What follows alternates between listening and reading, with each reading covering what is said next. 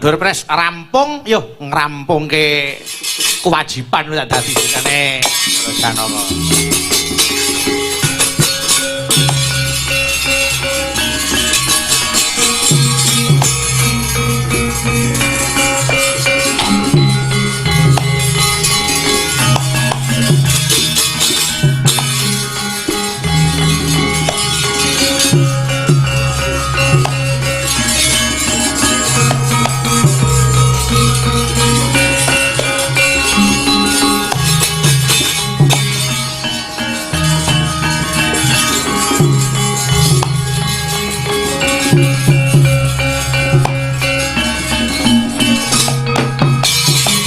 Gonjang kanjeng langit kalap-kalap katon lirikin sanging sang mawe gandrung sabarang kadulu ukir moyak mayik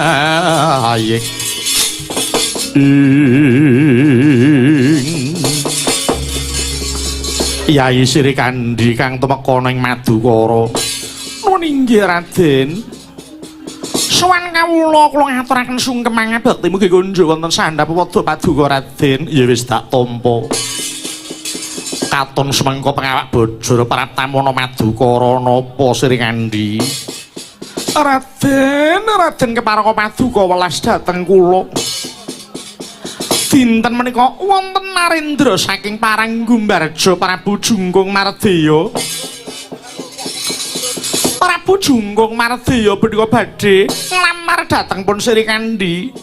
Namung babar pisan boten wonten grenjeting manah kula tresna kaliyan Prabu Jungkung Mardeya.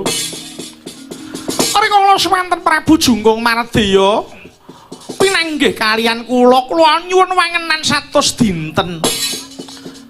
Lebeting 100 dinten kala wau kula kepengin meguru dhateng Madukara Raden ing bab olah kridaning perang saha titis olehing jemparing Raden. Kula kepengin sanget ketinggalaken labuh labet kula dhateng negari Pancala nadyanto kula menika wanita. Namung kula kedah nggadahi tanggel jawab nentremaken swasana negari Pancala. Menawi Prabu Jungkung Mardeya mboten sembada mboyong dhateng pun Sri Kandi, Pancala badhe dipun damel Karangabang Raden. Ing karasang wisata ing awan molat sri langening marga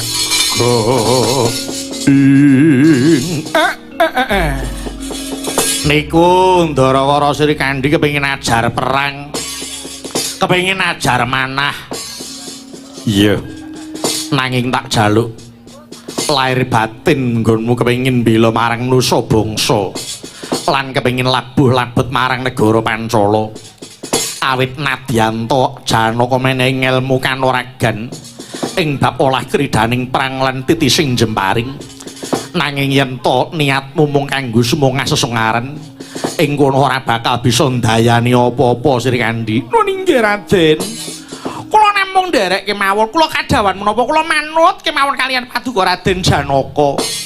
Yen pancen mengkono apa sak dadi kandhaku kudu manut ora kena wangkal yen dadi murite Janaka. Nah tobat dadi murite wong bagus kok wangkal iki gek ngopo coba.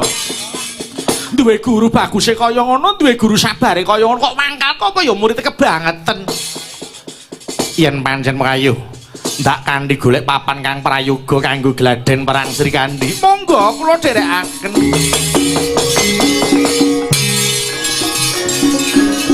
Mung sira sang tuing arum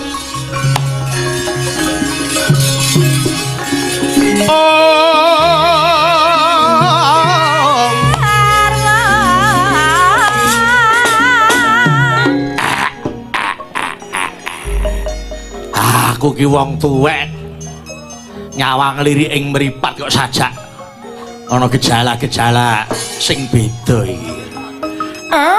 Ya wis kono. Nyata nek sing wedok gelem sing lanang ya wis nampa ya wis kono silahkan. Coba tak deloke kaya ngapa nek latihan iki.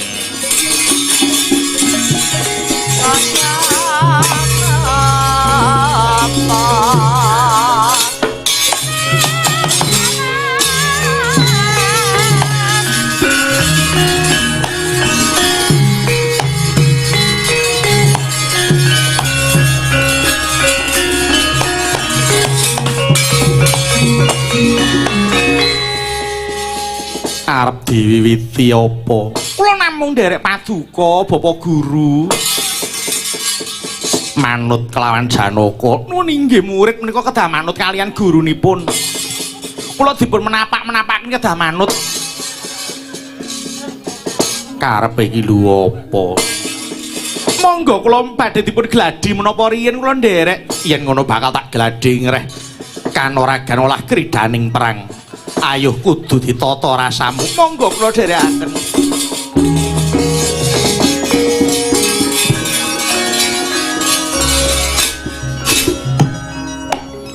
Yen perang tangane ngene lho.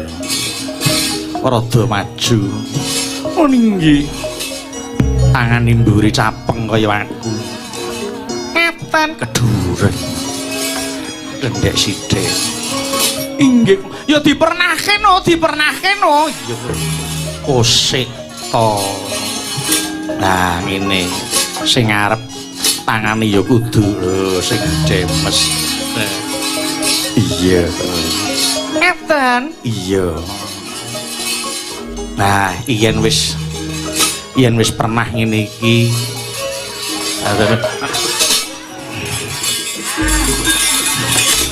Apa lho? Arep golek wedang aku. Ganggu wae. Ayo tangane dipernahke.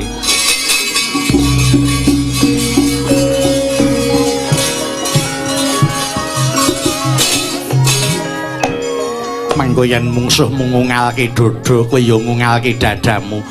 Ngo. Ora nganggo nyo. Perang kok ngono iki. Pripun? Mara cobanen ngono. Mara cobanen ha mbok iya. Lho ato bener apa lho? Senengane kok dadak kenyih. Yen aku ngantem Endanono. Oh nggih, Endo. Kose kok dereng urung-urung kok wis dendani.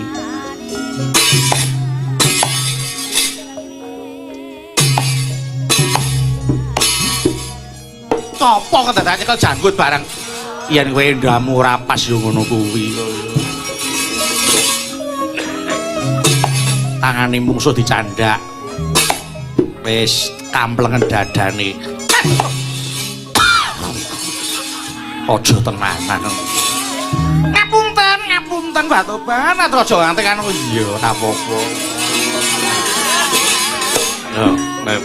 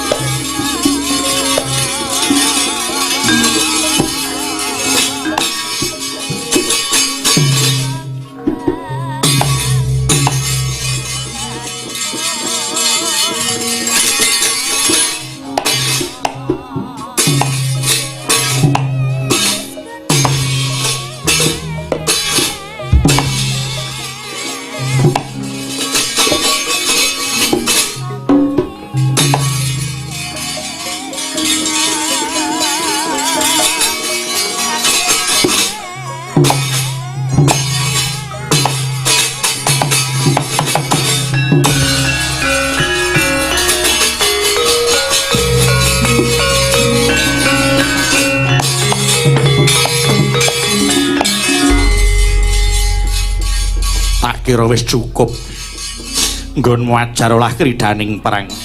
Kula kepengin jemparing, yen pancen mengkono tak jupuke jemparing mara kene tak ajari. Sawangen ana kadowan kae.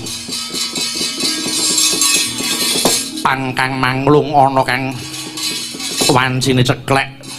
Lamun to titis nggonmu jemparing bakal ceklek pange kae. Sendika Raden?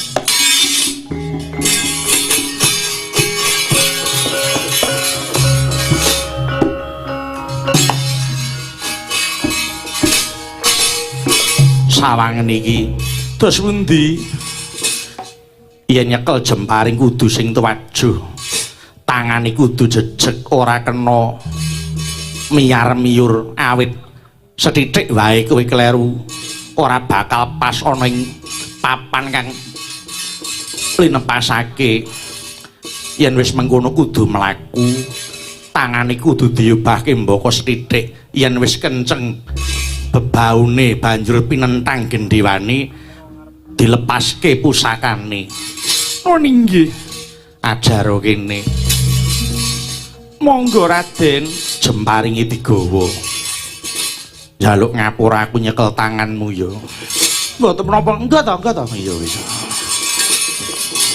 iya nah ngono bener iki sing pas Raden ora usah tolah-toleh kaya ora usah dadak nyenggol-nyenggol pipi lho terus pundi Raden madhep para ana sing dipanah kono kok ya dadak marep rene iki ngopo aku nah ngene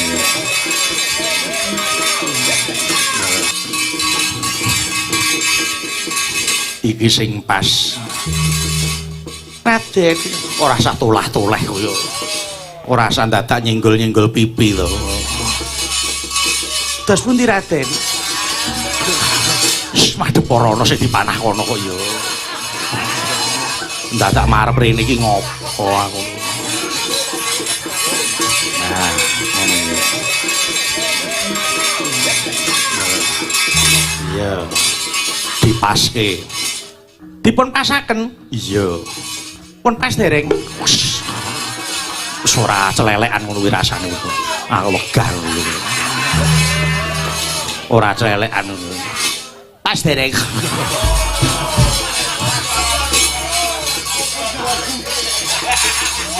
ngrisen-ngriseni cah-cah iki nah lepasno sing kenceng tanganmu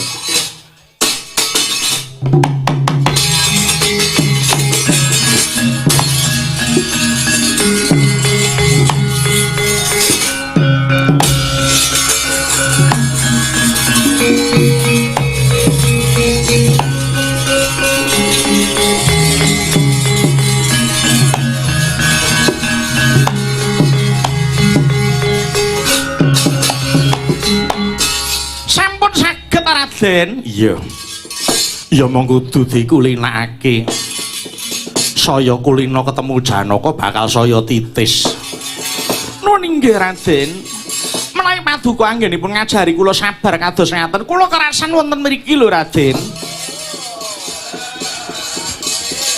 mangko dikerepi oleh latihan seminggu ping 7 niku bendina no iya siang napa sonten napa dalu esuk loro sore lore ngapa lho rekaya sedina ping 3 ya ora apa-apa inggih saya kulina saya mapan saya kulina saya mapan saya apik inggih Raden kula menika sampun sawetawis sampun dangu paduka Raden Janaka kepengin sanget kula menika dipun kanthi Raden Janaka sinau jemparing iya mangko liya dina rene meneh nuwun inggih mangko Panakawan takone lunga inggih Raden wis kang mangkono enggal bali dhisik yen to mesti dadi judune Janaka ora kaya kurang jalaran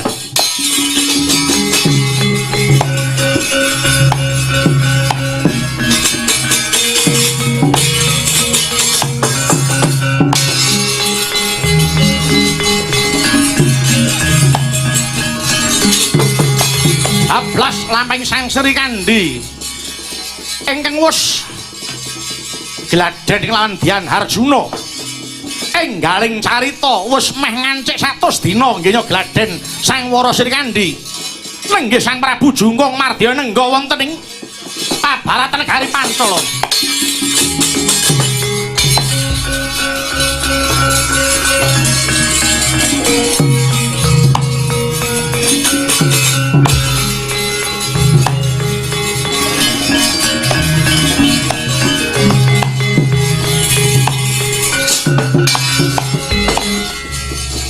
Sri Kandi, ana apa Prabu Jungkung Mardeya?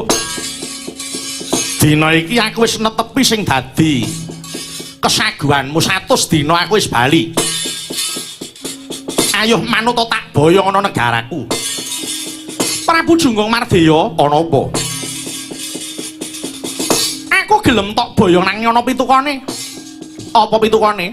Weton kowe bisa ngasorake kridane Sri Kandi ing kono bakal tak turuti sing dadi kekarepanmu. Lho. Kowe iki wong wadon, wong wadon wong kabotan pinjung lah kok wanuh-wani nantang perkara karo aku yen nganti tatu kulitmu apa ora iman-iman. Pati uripku aja ta iman. Aku mau kepengin neter sepira sing dadi kekuatanmu jalaran kowe bakal dadi pengayomanku. Yen kowe bisa ngasorake Sri Kandi aku gelem tok rabi. Oh iya, yen pancen ngono ngati-ati. Nanging niatku ora gawe laramu, ning mung nyeneng atimu. Wis mara coban ora usah cerewet kowe.